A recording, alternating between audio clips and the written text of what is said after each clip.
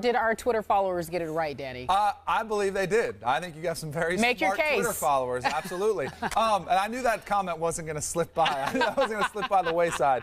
But when I look at what Jameis Winston did this year compared to what Johnny Manziel did last year, the thing that has really been astonishing about what Winston did is you kept waiting for him to play like a freshman, and he really never did. And I think that's one of the major things that separates his season from Johnny Manziel's season. Whether it was his first start on the road at Pittsburgh, he breaks the completion percentage in Florida State history, my record, by the way, which I was a little disappointed about. Then you look at him, his first big road game against Clemson. How is he going to perform there?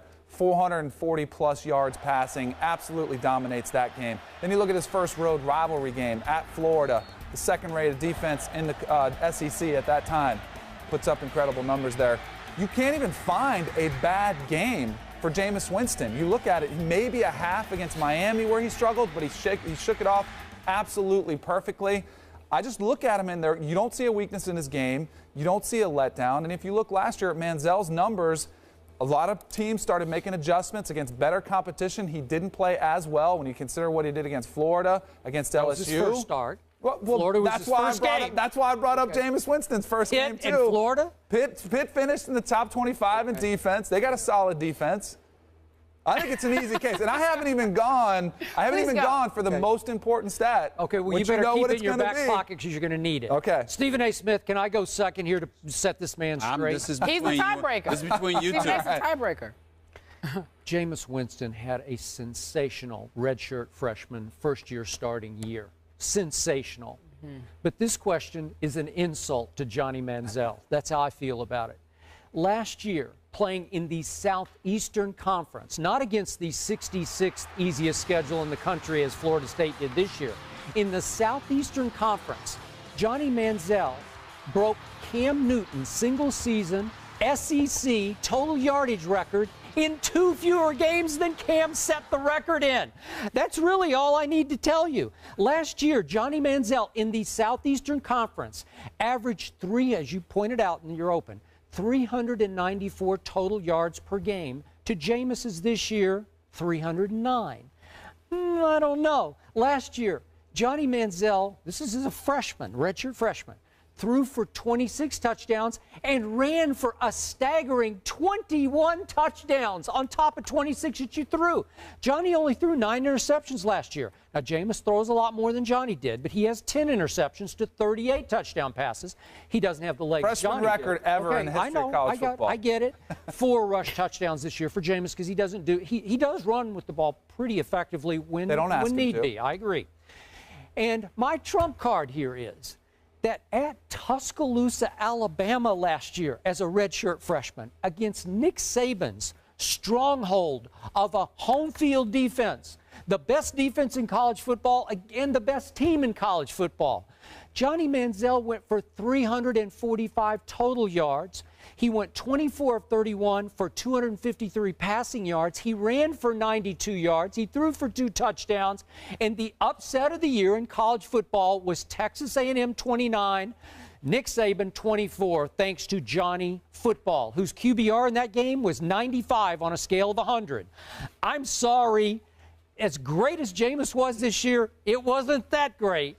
Advantage Johnny Football. Some of those numbers that you gave, the total yardage stats and some of those things, I don't think you can hold those types of stats over Jameis Winston because in his non-conference games against Bethune-Cookman, he only had 150 yards passing because they took him out at halftime. They were blowing them out. Played Idaho, Nevada. He didn't put up cheap numbers in those games. You're unmaking your case. Bethune-Cookman, Idaho, Nevada? But really? Look at Johnny Manziel in his out-of-conference games. He had 1,500 extra yards passing in his non-conference games.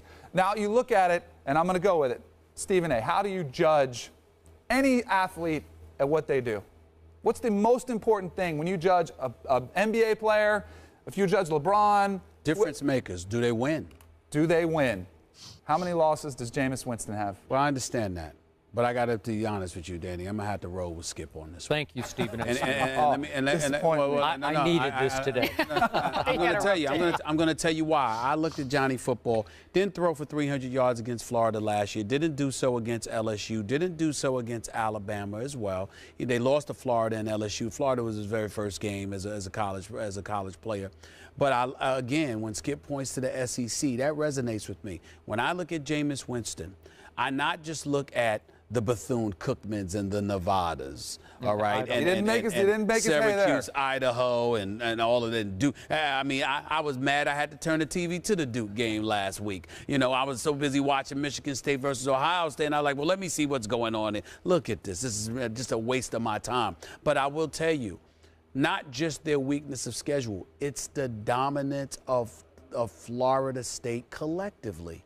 When I look at Texas A&M, and they went 11-2 last year, I said that's because of Johnny Football. When I see Florida State doing what it's doing, it's not just because of Jameis Winston.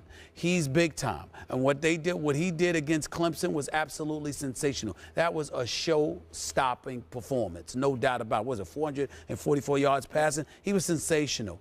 But their defense is sensational. Benjamin is showing those boys as wideouts they can play. You've got a running game. You've got a passing game. You've got athletes everywhere. They are just head and shoulders above the people that they've played against collectively. What I see when I watch Johnny Football in Texas A&M, I see a school in Texas A&M that are lucky to have Johnny Football. Otherwise, they would be mediocre.